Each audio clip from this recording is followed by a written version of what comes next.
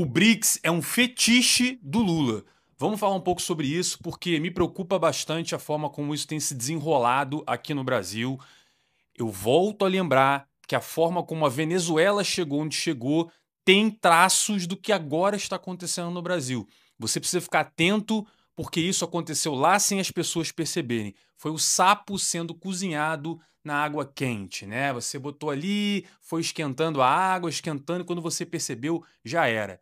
E o que eu quero sublinhar aqui? Bom, pessoal, vocês viram que o governo Lula entrou, fez todo aquele movimento de torrar dinheiro, gastar. Eu falei aqui, muita gente falou que isso ia gerar inflação, ia gerar problemas graves na economia, que não tinha um pote de ouro no final desse arco-íris. Era, sim, uma economia muito mais destruída e uma inflação galopante. Pois bem, isso aconteceu no final do ano passado, a população começou a perceber a perda do poder de compra, aí disparou o preço do café, da carne, do ovo, da água, inventaram mil desculpas para tentar contornar o fato que foi uma inabilidade do Haddad e de toda essa galera que está lá em conduzir a economia. E aí, qual foi a estratégia adotada então? Eles falaram: olha, como a gente realmente não entende nada de economia, a gente só sabe aumentar imposto e gastar dinheiro com supérfluo, vamos então voltar às raízes do PT, que é o nós contra eles. E vocês viram isso. Vocês viram esse negócio, começou com o imposto super rico, é o rico contra o pobre, é o empresário contra o trabalhador, é a luta de raça, é a luta de classe.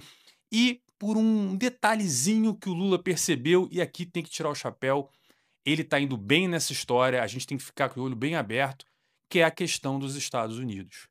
O Lula, em momento algum, está preocupado em levar o Brasil para algum lugar, né, em voltar com respeito mundial, porque está todo mundo tratando ele como se fosse um grande idiota que ele é.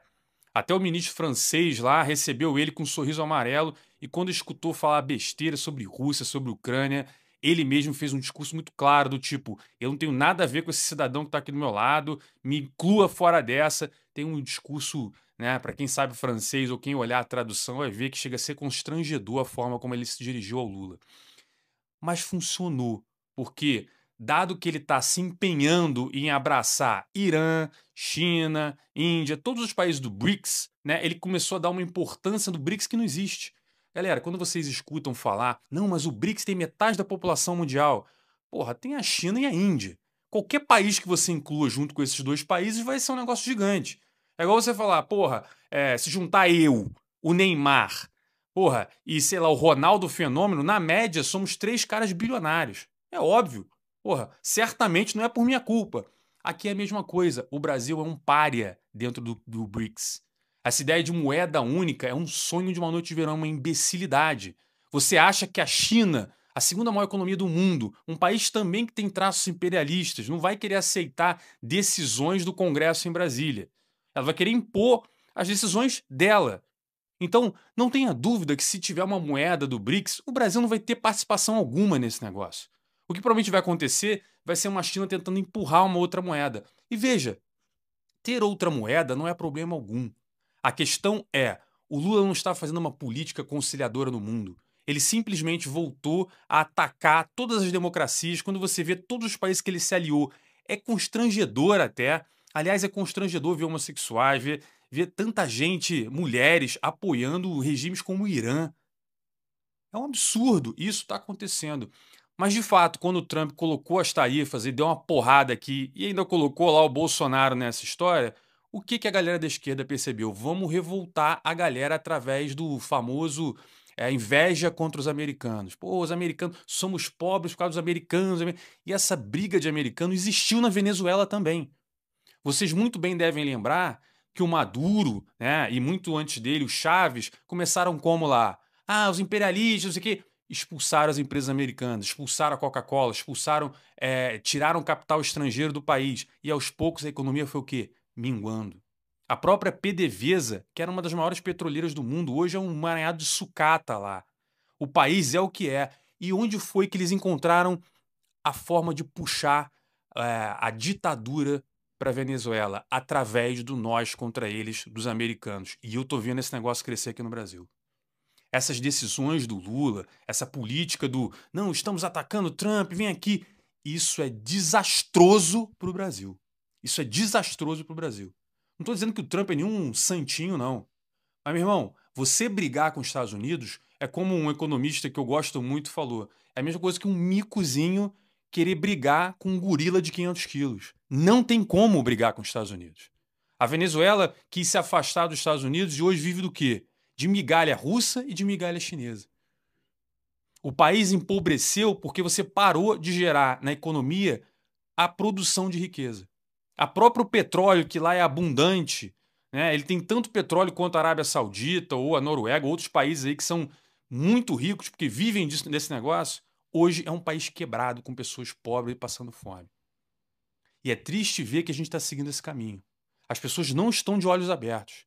A gente estava indo bem numa consciência ali. O nós contra eles ele é bem eficiente, já estava tendo umas discussões aí de briga com o rico, né? Agora o que a gente está vendo é o caminho de colocar, os americanos, não sei o quê, vamos expulsar a empresa americana, né? Não queremos mais fazer negócio com os Estados Unidos. Galera, isso é o princípio do fim. Fique esperto. Esse negócio de anti-americanismo é um negócio da década de 60, de 70, não existe mais. Eu não estou dizendo aqui para a gente também ser contra o chinês, ou contra o indiano, ou contra quem for. A questão é, o Brasil precisa voltar a ser um país que não faz relações, né, próximas com grandes ditaduras, com países que invadem os outros, como Rússia e coisa parecida, e um país mais pacífico, que sabe se aproveitar de tudo. Sabe se aproveitar, por exemplo, do comércio com a China, do comércio com os Estados Unidos, do comércio com a Europa. E veja, não há interesse nenhum desse governo em construir comércio porque ele é contra esse negócio. O Brasil segue sendo, como antes era o do Lula entrar, o Brasil sempre foi um país extremamente fechado para o comércio mundial. Muito fechado. É por isso que você tem carros horrorosos aqui que custam o preço de uma Ferrari nos Estados Unidos. É por isso que tu paga um iPhone aí 10 mil reais e lá fora esse negócio não custa nada. É por isso que lá nos Estados Unidos, se você trabalhar um dia guardando o carro, você enche um carrinho de compra. Aqui no Brasil, você passa o mês inteiro como um engenheiro júnior e ainda assim você vai ter dificuldade de colocar comida propriamente dentro da sua casa, da sua geladeira. Então preste atenção no caminho que a gente está indo.